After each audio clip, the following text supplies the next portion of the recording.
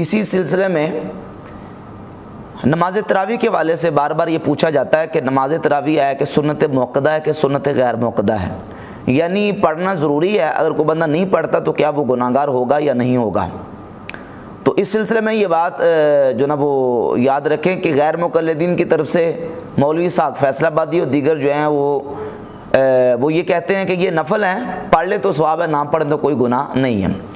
تو چونکہ ان لوگوں کا فقہ کے ساتھ تعلق نہیں ہے اور کتاب و سنت کی جو صحیح سمجھ ہے اور کتاب و سنت کی جو صحیح فہم ہے اس کے ساتھ ان کا کوئی تعلق نہیں ہے، لہذا انہیں یہ مسائل سمجھ نہیں آتے۔ تو یہ یاد رکھے کہ نماز تراویح سنت موقدہ ہے۔ آپ کہیں گے سنت موقدہ کیسے ہے؟ سنت موقدہ کی آپ وضاحت کر چکے ہیں کہ جس پر تاکید ہو، جس پر تاکید کی گئی ہو، وہ سنت موقدہ ہے۔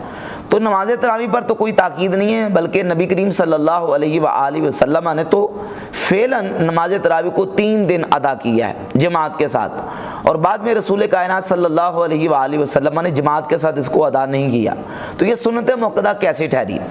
تو اس سلسلے میں یہ بات سمجھیں کہ سنت کی 3 حیثیتیں ہیں، 3 قسمیں ہیں سنت کی: سنت قولیہ، سنت فعلیہ اور سنت تقریریہ۔ سنت تقریریہ وہ سنت میں اس سے وضاحت کرتا ہوں کہ نبی کریم صلی اللہ علیہ وآلہ وسلم کے سامنے کسی نے کوئی کام کیا ہو تو حضور اکرم صلی اللہ علیہ وآلہ وسلم نے اس پر خاموشی اختیار کی ہو، منع نہ کیا ہو، تو اس کو سنت تقریریہ کہتے ہیں۔ اور دوسرا سنت فعلیہ کہ سرکار دو عالم صلی اللہ علیہ وآلہ وسلم نے کسی کام کو خود کیا ہے، فعلاً اس کو حضور علیہ السلام نے کیا ہے، تو وہ سنت فعلیہ۔ جس طرح نبی کریم علیہ السلام نے وضو کیا سنت کے مطابق، وضو کس طریقے سے کرنا ہے حضور علیہ السلام نے کر کے دکھا دیا، تو یہ وضو کرنے کا جو پورا سنت طریقہ ہے یہ سنت فعلیہ ہے۔ اب آجے سنت قولیہ۔ سنت قولیہ وہ سنت ہے کہ نبی کریم صلی اللہ علیہ وآلہ وسلم نے کسی کام کے کرنے کا حکم دیا، یا کسی صحابی نے حضور کے سامنے کوئی کام کیا تو نبی کریم علیہ السلام نے اپنے قول کے ذریعے اس کی تائید فرما دی۔ جس طرح کہ سنن ابی داؤد میں اس کی مثال پیش کروں گا، حدیث موجود ہے، حدیث نمبر 506، سیدنا معاذ ابن جبل رضی اللہ تعالیٰ عنہ صحابی رسول مسجد میں آئے، سرکار دو عالم صلی اللہ علیہ وآلہ وسلم نماز پڑھا رہے تھے، ان کی 1 یا 2 یا کچھ رکعتیں رہتی تھی، انہوں نے حضور علیہ السلام کے ساتھ آ کے نماز شروع کی۔ تو جب نبی کریم علیہ السلام نے سلام پھیرا تو معاذ ابن جبل رضی اللہ تعالیٰ عنہ نے سلام پھیرنے کے بعد کھڑے ہو کے، حضور کے سلام پھیرنے کے بعد کھڑے ہو کے انہوں نے اپنی نماز کو پورا کیا۔ نبی کریم علیہ السلام نے جب ان کی اس عمل کو دیکھا تو سرکار دو عالم علیہ السلام نے فرمایا ان معاذا قد سن لکم فافعلوا ذالک، فرمایا معاذ نے تمہارے لیے ایک طریقہ ایجاد کیا ہے، فافعلوا ذالک، جس طرح معاذ نے کیا ہے تم بھی اسی طریقے سے کرو، یعنی وہ کام تم کرو جو معاذ نے کیا ہے اس طریقے سے تم عمل کرو۔ تو اب سرکار دو عالم صلی اللہ علیہ وآلہ وسلم نے حضرت معاذ رضی اللہ تعالیٰ کی اس عمل پر قولاً تائید فرما دی، تو یہ سنت قولیہ بن گئی، یعنی قولاً حضور علیہ السلام کی یہ سنت ہے کہ سرکار نے اس کی تاکید فرما دی قول کے ذریعے۔ تو اب قیامت تک کے مسلمانوں کے لیے یہ سنت قولیہ جاری ہے کہ جب کسی کی نماز میں سے کوئی 1، 2 یا 3 رکعتیں امام کے ساتھ رہ گئی ہوں تو وہ کھڑا ہو کے امام کے سلام پھیرنے کے بعد اس سنت طریقے کے مطابق اس کو ادا کر لے گا۔ تو اب ثابت ہو گیا کہ حضور علیہ السلام کے قول سے بھی سنت کا ثبوت ملتا ہے، اور جب حضور علیہ السلام نے اس پر تاکید فرما دی قول کے ذریعے تو وہ سنت قولیہ ٹھہری۔ اب جب ہم ذخیرہ احادیث میں دیکھتے ہیں تو سرکار دو عالم صلی اللہ علیہ وآلہ وسلم کی ہمیں صحیح احادیث ملتی ہیں۔ سنن ابی داؤد کی حدیث نمبر 4607 اور جامع ترمذی میں 2676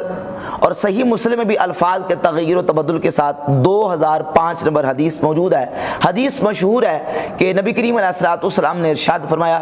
علیکم بسنتی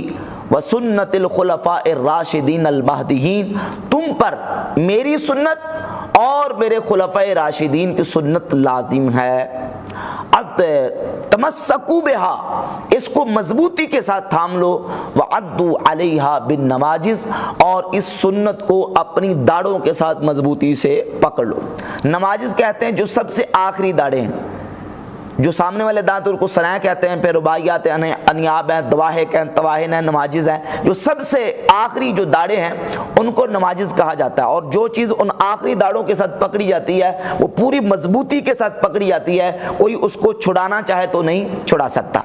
تو سرکار دو عالم صلی اللہ علیہ وآلہ وسلم نے اپنے قول کے ذریعے تاکید فرما دی کہ جو میری سنت ہے اور میرے خلفائے راشدین کی سنت ہے اس کو لازم پکڑ لو، اس کو مضبوطی سے تھام لو، عدو علیہ بالنواجذ، اور ان کو اپنی داڑوں کے ساتھ مضبوطی کے ساتھ پکڑ لو، ان کو وہ چھوٹنے نہ پائے۔ تو حضور علیہ الصلوۃ والسلام کے قول کی تاکید سے یہ بات ثابت ہوگی کہ جو عمل سرکار دو عالم علیہ السلام کے خلفائے راشدین کا عمل ہے اور خلفائے راشدین کی سنت ہے، کتب احادیث آپ پر اٹھا کر دیکھ لیں، جب سے سیدنا فاروق اعظم رضی اللہ تعالیٰ عنہ نے نماز تراویح کی اس سنت کو ادا کیا اور مسلسل ادا کیا، ان کے بعد سیدنا عثمان غنی رضی اللہ تعالیٰ عنہ، حضرت سیدنا مولا علی مرتضی شیر خدا کرم اللہ تعالیٰ وجہ الکریم کی ذات گرامی قدر، اور پھر تمام صحابہ نے اس کے بعد اس عمل کو جاری اور ساری رکھا، اور آج تک امت میں جو ہے یہ عملاً تواتر کے ساتھ یہ عمل جاری ہے کہ نماز تراویح بحمد تعالیٰ اہل اسلام مسلمان پڑھتے ہیں نبی کریم علیہ الصلوۃ والسلام کے صحابہ خلفائے راشدین کی سنت کی وجہ سے۔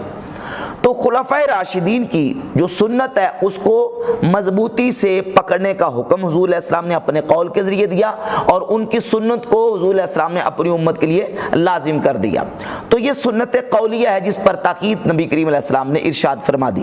دوسری حدیث جامع ترمذی میں 3671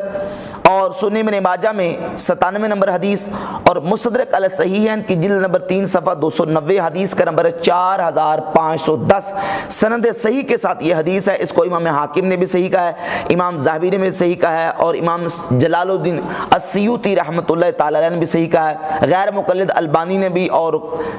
عبد القادر ارناؤت وغیرہ محققین جو انہوں نے بھی اس حدیث کو صحیح کہا ہے۔ سرکار دو عالم علیہ السلام نے ارشاد فرمایا، اقتدوا بالذین من بعدی ابی بکر و عمر، میرے بعد دو شخصوں کی پیروی کرو، یعنی ابو بکر اور عمر کی، میرے بعد ابو بکر اور عمر کی پیروی کرو، ان کی اقتداء کرو۔ تو حضور علیہ الصلوۃ والسلام نے اپنے قول کے ذریعے، اپنے ارشاد کے ذریعے اپنی امت کو یہ تعلیم فراہم فرمائی ہے کہ ابو بکر و عمر کی کیا کرو؟ پیروی کرو، ان کی اقتداء کرو۔ تو ابو بکر و عمر کی اقتداء اور پیروی امت پر لازم ہے۔ یہ سنت موقدہ قولیہ ہے جو سرکار دو عالم صلی اللہ علیہ وآلہ وسلم نے اپنے قول کے ذریعے اپنی امت پر لازم کر دی۔